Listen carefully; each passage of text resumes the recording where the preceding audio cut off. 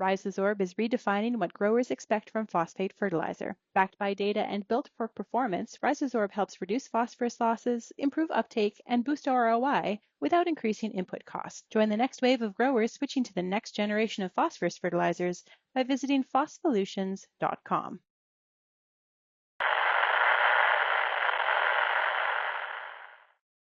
Welcome to The Truth About Ag.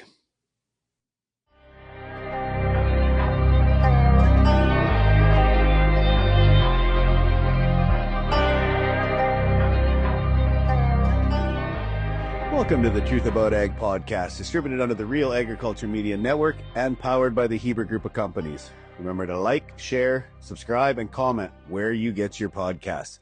And a quick shout out to Farmer Coach, the only primary producer entrepreneurial coaching program that lets you to define your definition of success.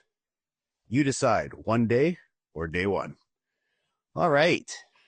You are my second returning guest, so you should feel really proud, Dallas. Awesome, I do. Yeah, I bet you do.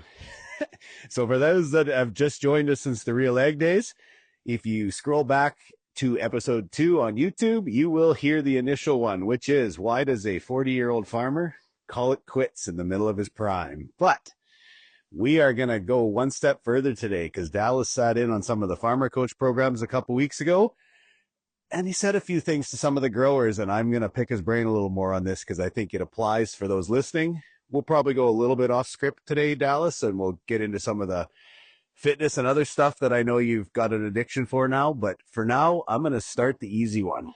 Heebs and I had a massive bet going that you would be farming again within 3 years, and I think we have passed that line.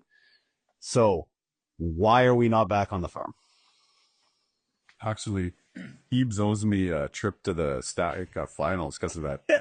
I bet he does. I haven't told him that I won yet, but yeah. Why am I not back on the farm? I don't know. I have honestly, I'm the first year I missed it quite a bit, but honestly now, I still go out there every once in a while, but I don't miss it at all. My life is far better today than it was. Well, that's going to be good because that's where I'm leading into the first question. Because the other day, you literally told a group of my growers that if you weren't happy farming, you weren't going to be happy not farming. So I want you to go back to that comment, and I want you to go deeper on that one. Yeah, well, I feel like that comment pertains to anything in life. I guess how I came to that is I always chased my whole life, chased happiness and chased the next thing. Like there was always like, well, this was going to make me happier. Once I get to this acreage, I'm going to be happier. Once I get the lake house, I'm going to be happier. Once I get, whatever it is, the airplane, it could be anything in anybody's life. But what I actually found is the faster you hit your goals and the more things you acquire and the more you get in life, you actually become less happy. So what I guess I meant by that comment was like, if you can't be happy with a tent and a shovel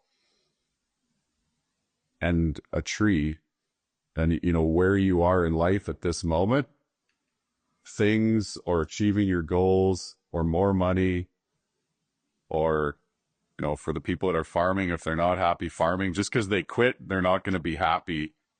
They have to find happiness first. And then, life's a lot easier after that. Like happiness doesn't come from things. It doesn't come from hitting your goals. And maybe it does give you a quick dopamine hit for a second, but then you're chasing the next one. And so what I meant is just, you have to be able to find happiness within. It doesn't come from money. It doesn't come from things. It comes from you. Well, and I think the funny part is, and I mean, you and I have discussed this before. We can talk, we're going to get into the material things and all that stuff, but you were part of Strat Coach, so the gap in the gain, right? When you're always chasing, you never actually look back to celebrate where you've come from. So I think that was part of it, but it was an interesting one. And I know the guys are thinking about it because a lot of them are like, I need that next expansion. I need those next acres. That's going to get me to where I want to be. And I find that most guys go by that number and don't even realize they passed it. Yeah, yeah, you pass it so fast. I think to even add on that is now that I sit here today and have, you know, I guess I can see things differently, but well, not everybody, most people in the world that I watch are walking around, you know, with no direction. Like, I feel like, you know, no, like back to Strat Coach, knowing your goals. So your financial goals, your health goals, your fitness goals, your spiritual goals, your family goals, you have to know them. And then you have to reverse engineer. Like, you have to be able to say, okay, well, what things am I doing today that are getting me farther away from my goals, and cut all that out. And then it'll be easier to find happiness, because so many people are just staring at their phones. They have no idea where they're going because they haven't set a goal, and they're just going in circles. And then the world swallows them, and then they're unhappy. But if you could figure out where you want it to go and cut out the things that were taking you farther away from there, it gets a lot easier. But you have to establish, like, you know, Dan preaches, know your goals. Like, establish those. Then you can go somewhere. Which I would argue that 90% of people don't actually even have them, right? So we're talking higher. It's probably 99. Yeah, we're talking to a very elite set of sample that actually sets those goals, and then an elite sample that actually writes them down and accountable and all that stuff. So I want to pick your brain a little further. So you'd said that you had a bit of a downtime after you left the farm. So I want to jump into that a bit, because obviously I got lots of producers that are on that cusp of, you know, handing over the reins, or, as Dan would say, as Strat Coach, losing a bit of their purpose. So give me the story. So what did the first 12 months look like after, honestly, you woke up one day and didn't have to run out to the farm?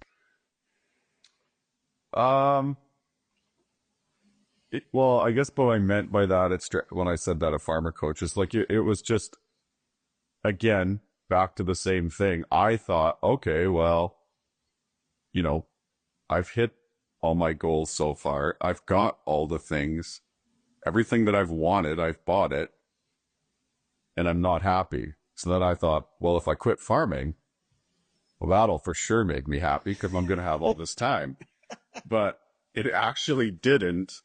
You know, going back to what I just said. So then it was kind of a weird time for a bit, like ups and downs, like going, wow, I just gave up like the thing I love the most, and I'm not happy. And I shouldn't say, like, I wasn't depressed. I wasn't like, but You were looking for feeling. Yeah, you were looking for fulfillment, and it never came. Right. Fulfillment. That's a good word. I was looking for this fulfillment or this feeling. And I was like, well, that's for sure it. Once I quit farming, I'm going to have all this time. I'm going to do whatever I want. Stress gone. Right. Stress gone, which I don't feel like I felt that anyways. But anyways, so yeah, rewind back to winter 2022. I'm not farming anymore. And I didn't have that feeling that I thought, oh, well, I'll give it a couple more months, it'll come. But it didn't. So then there's always that, well, shit. I can't go back. I actually set it up so that I couldn't go back, because I knew I might try to go back. And we all thought you were going back, so. Right. So I was like, well, now I gave up the one thing that I loved, and I'm still not happy. I still haven't found that sensation that I've been looking for. But I have today.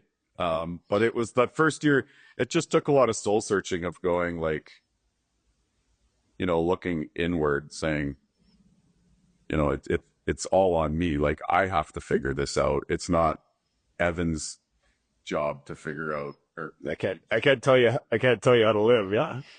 Right. It's my job to figure out how I'm going to become happy. And thankfully I've had a lot of time, and I've done a lot of work. Like, I've attended just about every, you know, I've been in them all. Well, oh, we're going into this. Don't worry about that. I'm taking you down this road.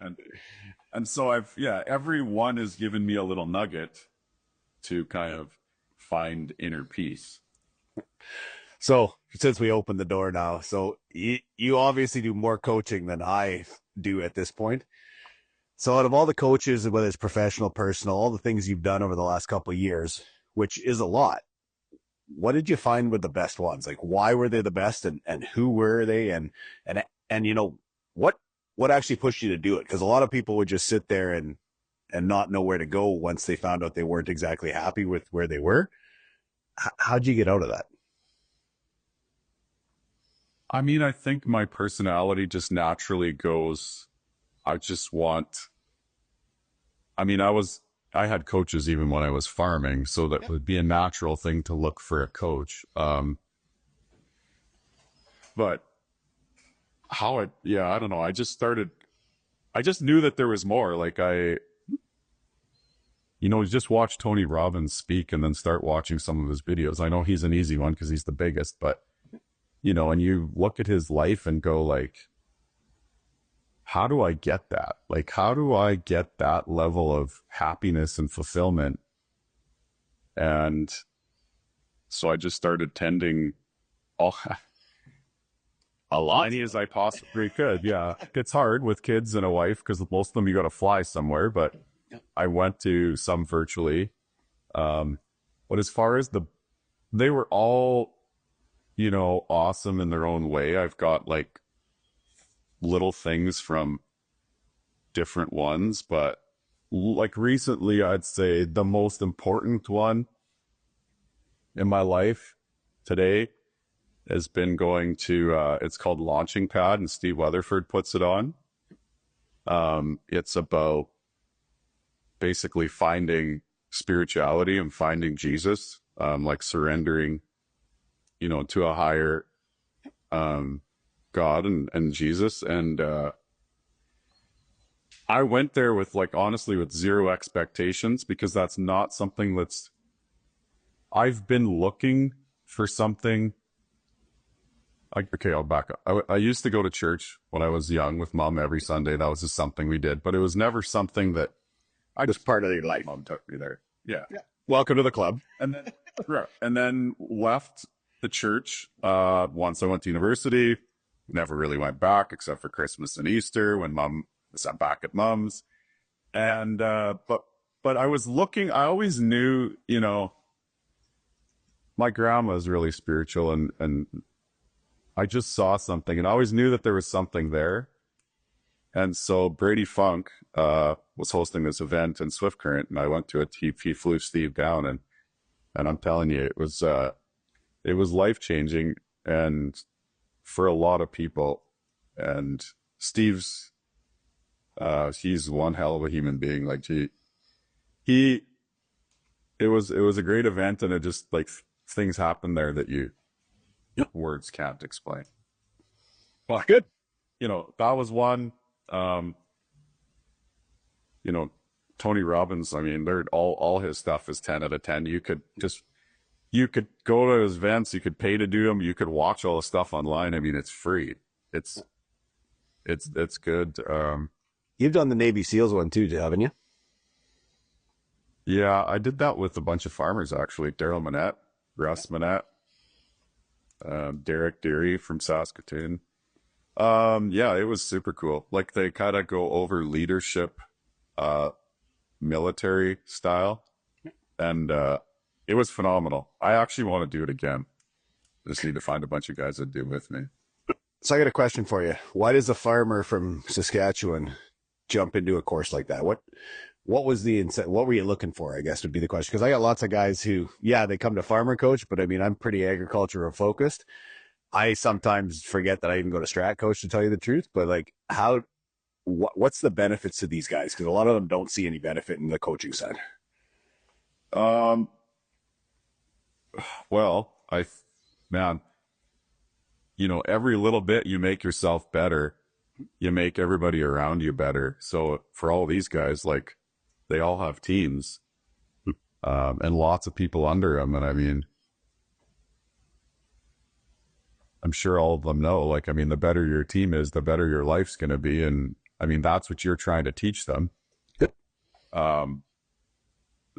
These coaching courses, I can't even remember the saying what Keaton Hoskins says, but basically, like the best investment you can make with your time or financial is in yourself, and the courses though, like that, it was called Downrangers, that Navy SEAL one. I mean, it just teaches you so many leadership skills. Just some like little takeaways that were super cool about that meeting that you could take back to a farm. So and I think actually you guys do them. They call them after action plans. So as soon as you do an event like seeding, you sit down with everybody, including the floor sweeper and the toilet cleaner and the managers, and everybody gets in a room and says, what were the wins? What did we screw up? How can we fix it? And then they talk about the meetings they have pre-events so that they're so detailed in systems that it can't be screwed up because they're dealing with life or death. So they can't screw up. And it just gives you a view of the other side where most of us are just gunslinging and winging it half the time, where if you put the systems in place, your team can't fail because it's not a human problem anymore. It's a system problem. Like if they screw up, it's a system problem, not a human problem. It was because you didn't have the right system. And they talk about lots of that stuff at the Downrangers course, because all their stuff is systems. And if someone screws up, someone dies. What I think that's the biggest thing most don't realize is processes and people are what drives business. And to be fair, like you said, 90% of the time, it's not a people issue, it's a process issue. And we would call it a people issue without actually knowing, but there's probably no process to begin with. So it's really not a people issue. Well, it's 100%. Like you could walk onto any farm and, say, let me see your processes. And probably most of them will look at you and go, the fuck were you talking about? Like, oh yeah, for sure they would. So, but yeah, that's a nugget from there. But I mean, everyone has some sort of benefit that you could bring back and implement on the farm. Even if you don't have a team, you could implement in your family life with relationship with your brother that you're farming with. Like there's every single one of them. Definitely has lots of stuff that you could bring back. Okay, let's flip back because you did mention you reduced your material footprint, let's call it. So what was the thought process behind that? Because I mean, to be fair, Simmonds, when we met, you had every toy that I wanted and every sled and every boat in the cabin. So what's changed? I don't know. I just think it happened when I quit farming and I still had all the stuff and I still wasn't happy. So I just started getting rid of things, and it felt like the more stuff I got rid of, the happier I got. So I got rid of, don't get me wrong, I still people that know me listening to this are going to say, well, he still has oh yeah, I still have probably more than most, but I have, a moderate number of snowmobiles now. I have considerably less than I have no more watercrafts. I have one or two of a couple things, but I don't have the cabin anymore. I have one house. That's it. Where I live. which is hilarious listening to. I have one house. So I have a lot less stuff.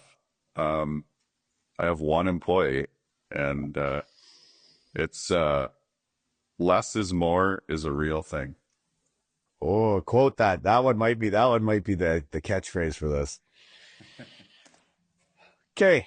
I want to take you down another route here because honestly, this one's a little closer to my heart. So we discussed that one of the coaching, and it wasn't this go round, but you always hear the phrase that, you would take a bullet for your kids, or you take a bullet for somebody, or, you would be willing to stand in front of something. And that's how much you love them, or that's how much you care and all that stuff. But I heard a podcast at one time and they were talking about, and that's fine and dandy, but you're picking one end of the spectrum. So then they're going, well, would you get in shape for your family? Or would you stop drinking for your family? Or would you, would you eat healthier for your family?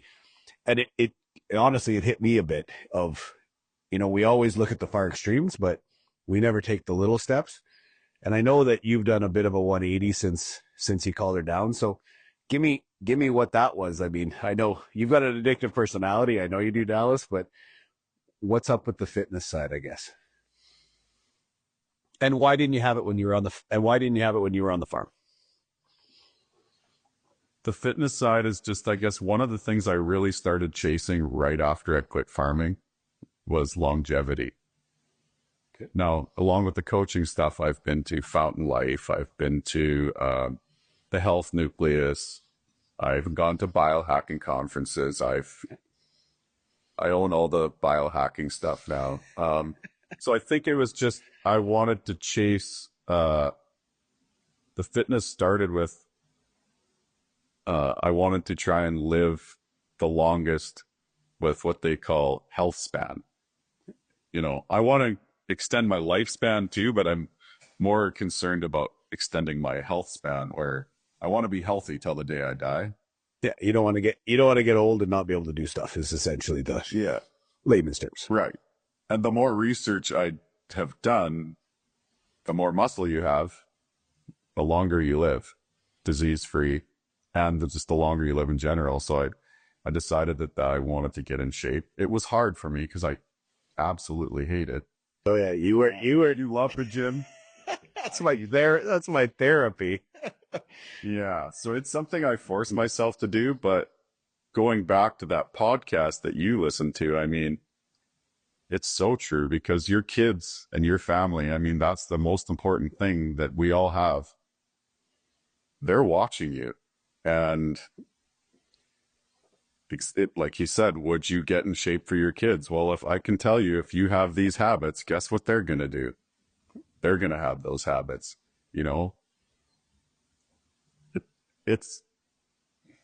like quitting drinking changed my life a lot.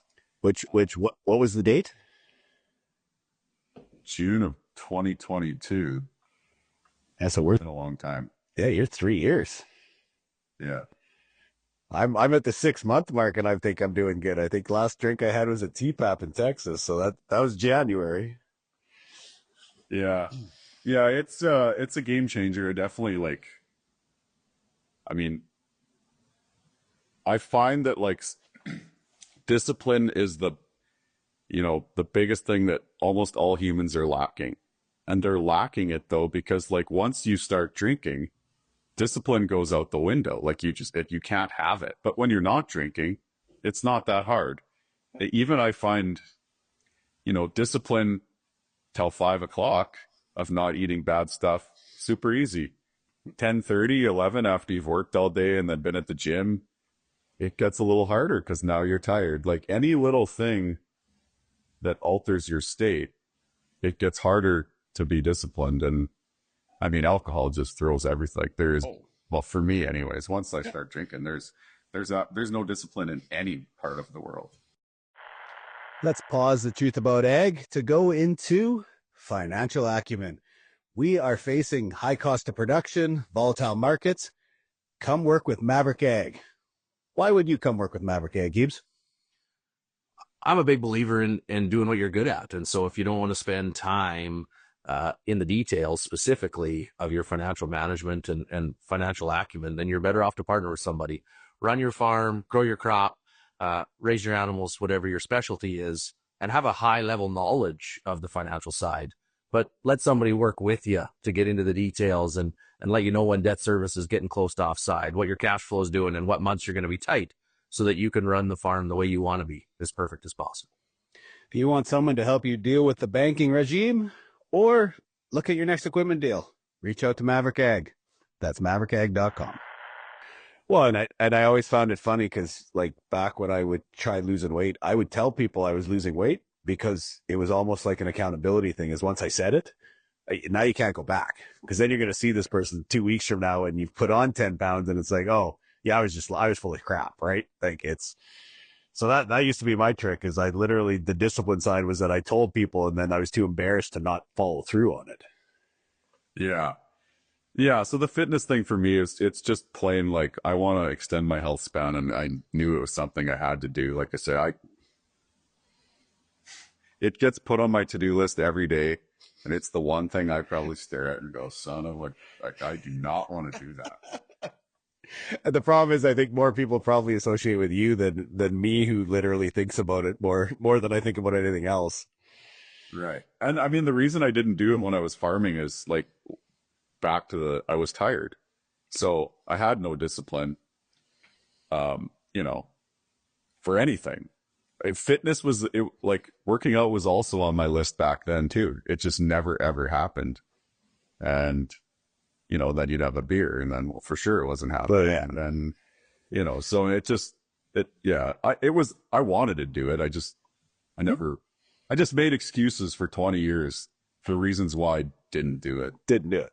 Well, and I laugh because the next generation's actually changing a bit, because I have a few farmers that actually have set times, even during seeding, where they will shift off with employees or family members because they want to go to the gym, which is totally unheard of. Like that is so against the norm. It's unnatural almost. And good for them. And, you know, they're going to be happier if they do that. And agriculture is tough, though, because, you know, like I'm really proud of those guys that do that, or, you know, that take time to sleep, because like sleeping is the number one health hack. Like if you want to live longer, exercise and sleep and quit drinking. And I do have to tell the story here. So back when you were a client, before you called it quits, I literally had a phone call from your wife one seeding season, asking if I had seen you, because it had been days since she had seen you. Yeah, I was the opposite of health back. Like I drank energy drinks like water. I never go to bed. That vice is still there. Sorry. Right. I didn't ever sleep. And if you slept in, I made fun of you because I thought like people who slept were weak. That was like a thing. That was a me thing, right?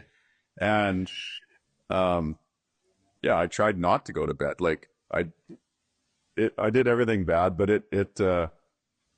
you know, like you can make better decisions for your company, for your business, for your farm if you've slept. I realize this now, that like I didn't actually know what being rested was like. I just did 25 years of like extreme tired, but I thought that was normal. Yeah. So now that I'm rested, I'm like, wow, this is like, it's part of happiness. Yeah. If I could have slept more while I farmed, I'd probably have been happier, because I was grouchy. And to be fair, we sell agriculture that way, right? It's a hardworking job. It's, you know, hands in the dirt, acres, not hours. Like it's literally, we've sold it like that for so many years that I think that people just started believing some of the bullshit that you couldn't have it any other way.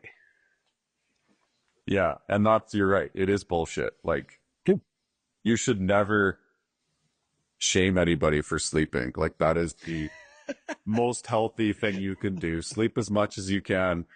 And, yeah, go to the gym, set an hour, 5 days a week, and whether it's seeding or harvest, find a way. Your life's going to be, and your business is going to be far better for it. Oh, and I've told the story a million times. Like when I left the farm to come back to the city, I was in the worst shape of my life. Like I don't even recognize the person I was back then. And it took an aha moment of, I used to have to carry Ashton up 2 sets of stairs to get him to bed because he'd fall asleep in the basement. And there was one night I thought I was having a heart attack on the main landing. Like I was sweating, I was breathing, I had to set him down. I couldn't even get up the second set. And that was my aha moment of, okay. So I got a trainer the next day, and literally that's been, what are we at, 10 years ago, 12 years ago now? Like that was the shift for me. Well, and there you just said it, like you hired a trainer. Oh, I didn't do it on my own. Yeah, I couldn't, man, I could barely get to the gym. But at least when somebody's there to be like, hey man, I see you missed 2 days at the gym. Like what? Accountability. Yeah. Yes. So hire the people that know what they're doing. It makes it easier. Plus, when you get to the gym, at least I open my phone and go, okay, this is what's happening today. where otherwise you're wandering around staring at everything going, I don't know what I should do today. Maybe I'll sit on this thing. And, you know, like you show up with the plan, it gets executed. You show up, you get nothing done. So yeah, hire the people that know.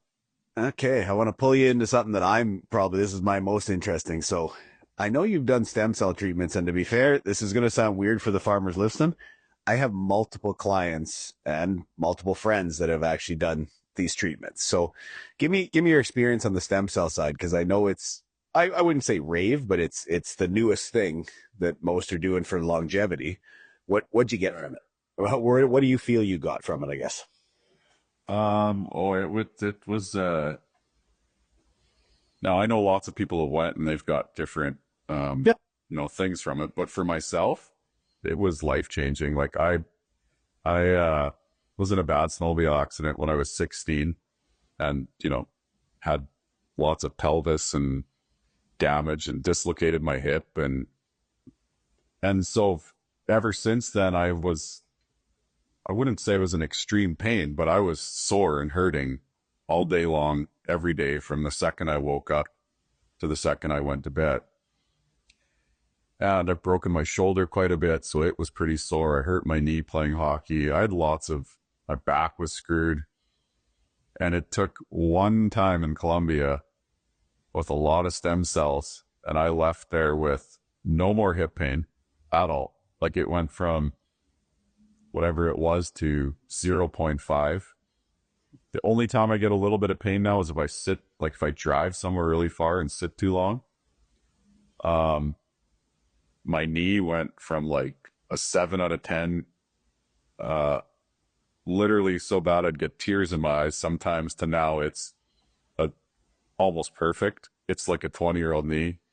My back is not fixed, but it's a lot better. Everything that I got injected is far better. And I don't know if I could go to the gym every day like I do without stem cells, because I was pretty rough shape and I wasn't taking care of myself. But since then, plus they give you a lot of energy. So did they, right after. so you do spot injections then? They actually put it into the areas that were sore, or did you just do the IV? I did both. I got the IV bags. I also got, very specific, like for my back, they actually put me out and injected they did MRIs first, and they look at your knee and your back, and they inject all the places that I was hurting. They injected specifically in those areas. Because I know, don't get me wrong, we've done lots of research on them, and not only just for myself and my wife, but like for the kids, because on the autism spectrum, they're also supposedly doing quite a bit of cool stuff with stem cells on that side. It's not proven yet, so let's call it a future plan, but I know they're doing a lot of work there. Yeah, I've been back since for some more treatments, but I met people down there that would have stories, why they're back for their third or fourth or fifth or sixth treatment. Yeah. And some of the stories these are real people. I met them in real life that, you would say like only Jesus could have done that, because like they're miracles. Like these are people that were paralyzed that are walking. One former, I can't remember if he was a ranger or in Delta Force, but he lost his leg and he was basically going to be suicidal. He was in 3rd-degree burns all over his entire body. And his wife thought, well, you know what? Let's try stem cells. And he said like it changed his life, because he's no longer in pain. And he's the happiest 6'7", 280-pound guy you've ever met. And he has a lot of wounds, but he said he is in no pain anymore. And that's why he's been able to heal just from stem cells. And there was people I met, the stories are like, they're almost not believable. So now I hear the word Colombia. What are we walking into down there when you go into that? Is clean, dirty? Give me the MO. Honestly, it's beautiful. I went down there nervous and almost scared because That's why I'm asking. Colombia.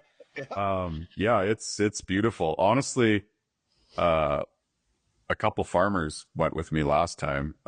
Jeff Keller and Paul Vandertweel from like the Melford area, and we roamed around there like down the back alleys, like everywhere. Paul was actually just driving around by himself, going to waterfalls, and it's super safe. It's beautiful. Honestly, I would consider living there. It's that nice. Really? And medical wise, like nice hospitals, nice Medical-wise, the treatment was 100 years. Yeah, they're 100 years ahead of us medical wise. Like their health facilities are, they're beautiful. Like they're clean, they're new. They're doing all the new treatments, like all the kind of braking technology. They're doing it all, where none of it ever lands in Canada because it's, it takes 20 years before someone will ever approve it. So yeah. Okay, let's pull back from the fitness side. I want to go back to one more thing you'd said at Farmer Coach that I want to cover. So obviously we've heard heaps talk about the Tim Hortons farmers, right? Where you sit in and you get to bitch and complain about it, what everybody's doing around you. And you made the one comment that you do not give a shit what other people think now. And don't get me wrong, it was direct, but at the same time, how do you get there? Because I'm not going to lie, I still get stuck in that. I mean, I read the comments on some of this stuff. I've blocked people on Instagram, and I shouldn't give a crap, to be fair. But I'm not there. I'm not there yet. So how'd you get there? Man, I don't know. That is a good question. I'm not sure I know how I got there. It took a lot of soul searching. Steve Weatherford definitely, in Swift Current with Brady, definitely that probably took me from where I was close to like right over the top. But I do remember saying that at Farmer Coach, and like I do truly believe that like you can't feel like eternal happiness or bliss until you've truly let go and just realize that what no one else says matters. Like it's funny because we all love ourselves more than anybody else. We all like to hear ourselves talk more than anybody else. I'm good at it. Yeah. Right. But yet we are always, worried about what somebody else says, like that we don't care about.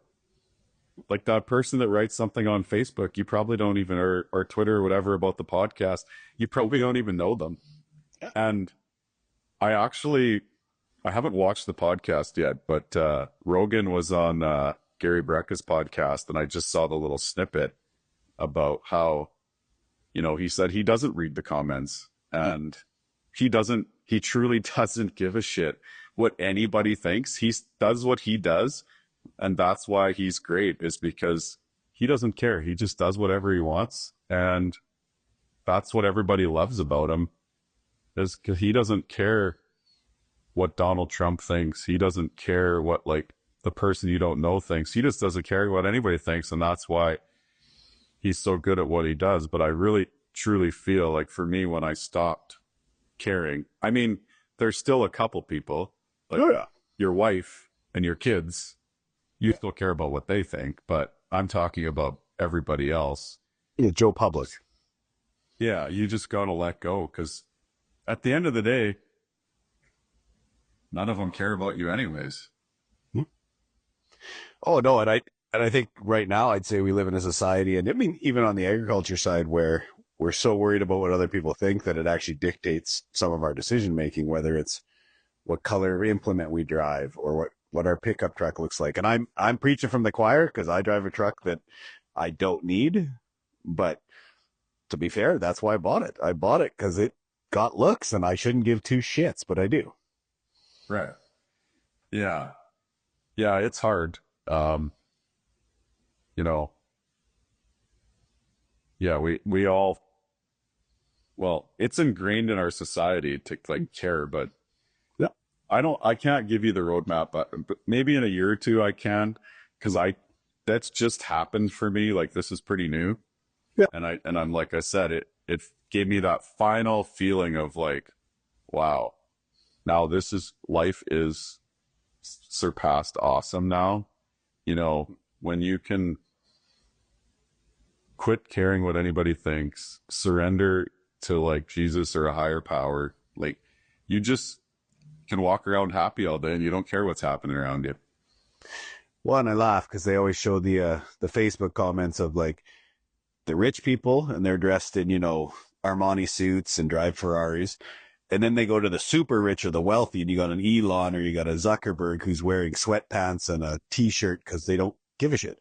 And I mean, the truest thing I heard was on Shark Tank when they were talking about Mark Cuban and they literally said, don't beware the guy in the suit, beware the guy in the t-shirt because he's the one who's actually successful. Right. Yeah. Those other guys are still trying to impress somebody. Yeah. Yeah. The guy in the ripped sweatpants on the old sneakers Doesn't give you shit. really, truly doesn't care. He's the guy that's truly won. Because it is taxing on your day, your life.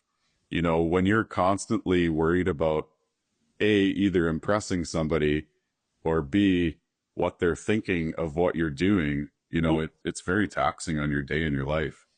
Yeah, you're trying to look the part all the time, right? Yeah. Okay. Now, because this is an agriculture podcast and I hijacked this one from Hebes, I'm gonna pull us back a little bit. So you've been on the outside for what are we at? 3 years now? 4? Well, I want to 2, yeah. Okay, 2 full ones. I want to have your opinion on from the outside looking in now. What do you see in agriculture right now that you like or that scares you? So give me those 2. And I mean, this is totally outside because you're not part of it right now, but I know you still own land, but that doesn't make you a primary producer. Give me your opinion. Oof, what do I like?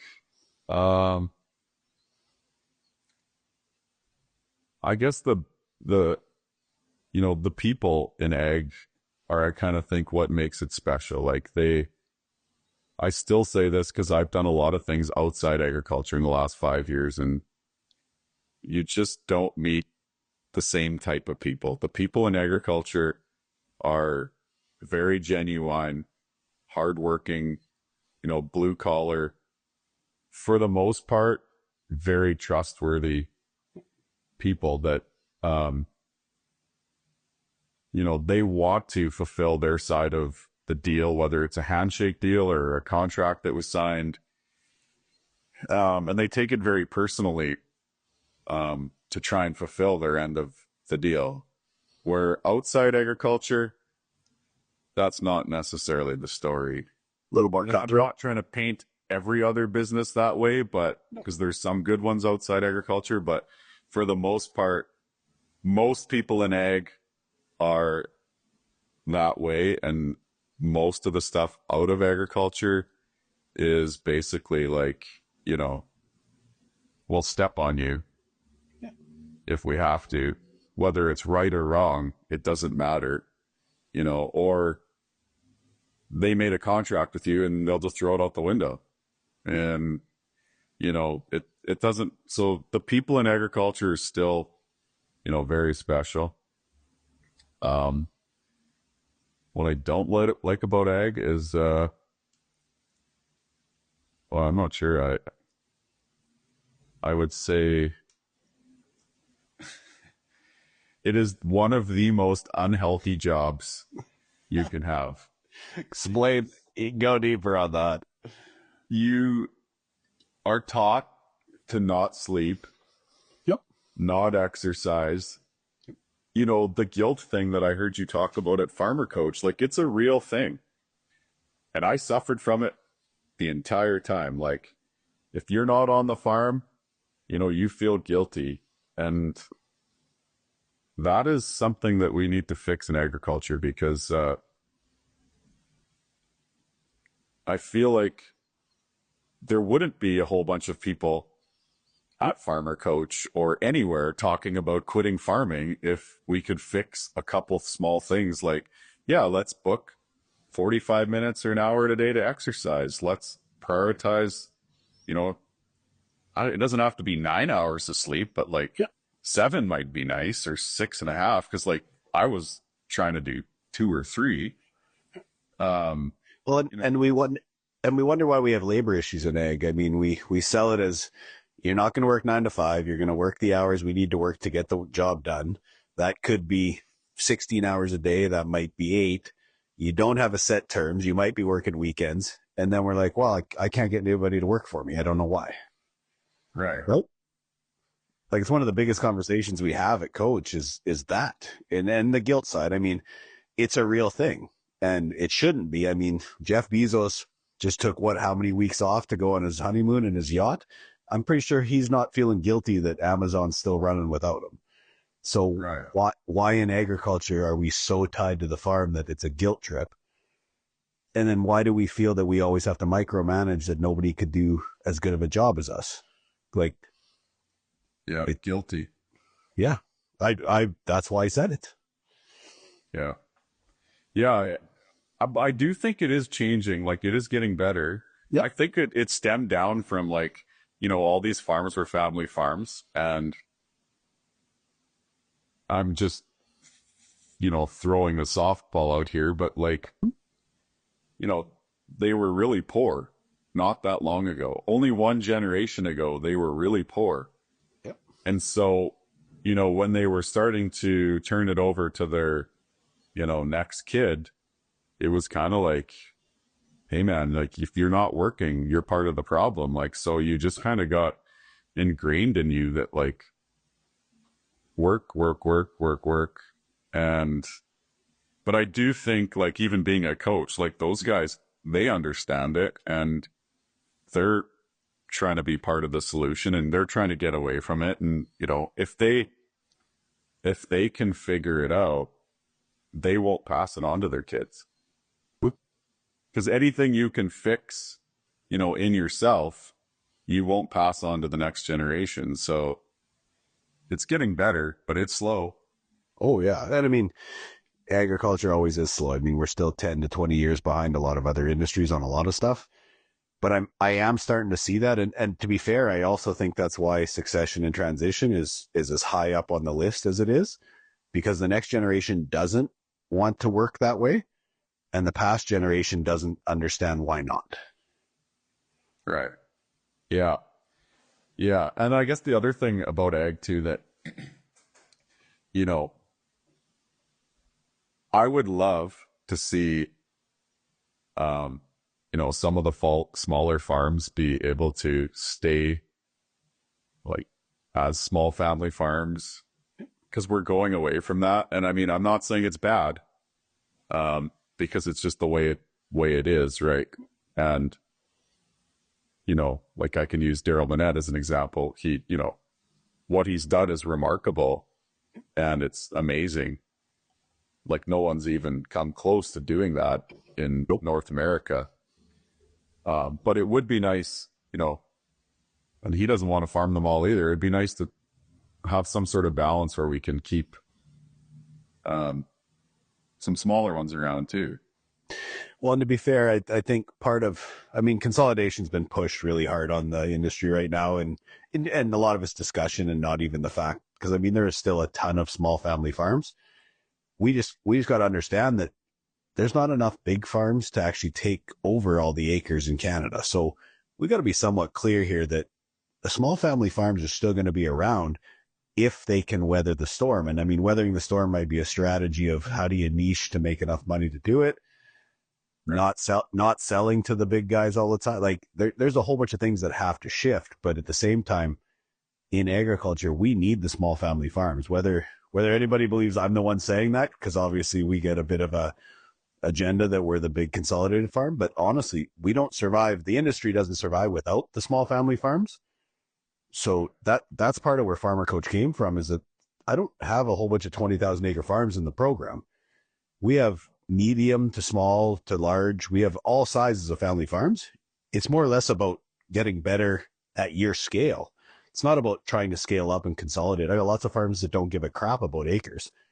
In fact, they're trying to get over the guilt thing so they can go watch their kids play hockey and have somebody run their 3,000 acre farm for a couple of days for them. So I think that's the part that's missed is a lot of it gets pushed that we want consolidation. Well, it's not possible. There's not enough access to capital for big farms to take over however many acres in Canada. Let's be fair. Right. I think the one part though that a little bit is worrisome to me is that, you know, this next generation, that's just starting right now, like the guy that's maybe 18 years old today, and he's going to inherit, you know, a bunch of land now that one, you know, 25, 30 years ago was worth almost nothing, is now worth a lot of money. And it's going to be really hard for him to look at the bank and go, I could stay in debt and work my ass off and struggle, you know, for the rest of my life to have a great life, or I could just quit right now because mom and dad gave me a golden nugget. And that's a really tough place to be in at 20 years old or 30 years old even, and to keep farming. Well, and I think that's where we're behind the U.S. because the U.S. is 1 or 2 generations ahead of us on the ag side. So they've already gone past, like, the generation that started the farm is gone. Like, so the siblings and all the rest, the non-farming generation actually owns a lot of the land. Where in Canada, we're still in that first gen. Like, there's a good portion of the farms that are going to retire in the next 10 years still own the first generation farm. Yeah. So I think, yeah, we've got issues coming. I'm not going to sugarcoat it, but I mean, if we're going to do that, we might as well lead into the article that says we're going back to 80s prices, because wouldn't that solve everything, Simmonds? Well, yeah, it would. It would, but this is how we get there. There's not enough big farms. You said it. Yeah. And too much land has to turn over somehow. Hopefully it's in rent, but if it comes for sale, it's one of the ways we might get to 30% down, or, I mean, I don't think it could ever go past there, but once we get there, it gets pretty easy to go lower. Oh yeah, if it hits 30, I'll give Claren back all the props. It's probably going back to the 80s. I'm interested to know what that line is, because I mean, I wrote the blog that said it ain't happening, or at least I don't think it's happening.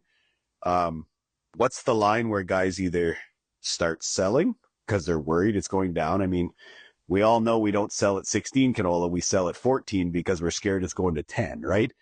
When does that happen with land? Yeah. I don't know. I don't even pretend to guess anymore. No, it is. It's a guess. I'm very clear. I'm going to say we're going to stay flat for a while, maybe down 10%. Yep. And no lower than that. But again, I'm completely guessing, because if it does trend down to 20 or 30%, it can blow up pretty fast. Oh yeah, I'm with you, and I'm the one who wrote the blog. It wouldn't. I'm the one that, like, if it goes past 30, I think all bets are off. I don't see it getting to 30, so that's just me. But okay, so we're at the 51-minute mark. For those listening that wanted strictly ag, sorry you didn't get a full ag podcast. But what's next for Mr. Simmonds and his family? So we've talked about everything. What's the next life metric? Well, we are headed to Utah in 14 days. We are moving to the U.S. So I guess I won't touch why. Let's just leave that one out of there. There really is no why. It's just the whole lot of things. But we're just, it's something me and Mallory have talked about for a long time. And we just said, you know what, why not? Let's go try it. We've only committed. We rented a house. We're only committed till April. We'll be back in April, and then we'll sit down and have our after action plan and decide whether it's something we want to go right back to, or, we love it here. We're going for kind of one hockey school season, and then we'll be back. Okay. That's why I have you on, Simmonds. You are an interesting individual, my friend. So I heard the stories. I like them. So that's part of it. And I wanted some of our listeners to hear it as well, because obviously you give a different perspective on the after farming, I guess you could call it. So I appreciate you coming on, and any final comments? No, just appreciate you having me on. Like, I love this, because this, like I say, besides coming a farmer coach or sitting on that podcast with you, lots of this stuff I don't talk about. So I don't have a friend circle anymore that I used to have. So welcome to the club. That's what happens when you change your lifestyle. yes. Yeah. Okay. So like, share, subscribe, comment, and ring the bell. And if you have any other future guests you want to hear about, please drop them in the comments. We'd love to hear who you want Heebs and I to interview next. So, and obviously got through Ag in Motion, and thanks to everybody that comes up and gives us some support on the podcast. We appreciate it. And we love that people actually listen, which was not an expectation we ever had when we started it. So we'll go with that. And remember, that's the truth about ag. Thanks for joining us. The Truth About Ag podcast is a proud member of the Hebert Group, which includes Hebert Grain Ventures, Maverick Ag, and Farmer Coach. We appreciate the support. Lastly, please like, comment, share, subscribe, and ring the bell. And if you have questions for a future podcast, please leave in the comments below. Thanks for listening.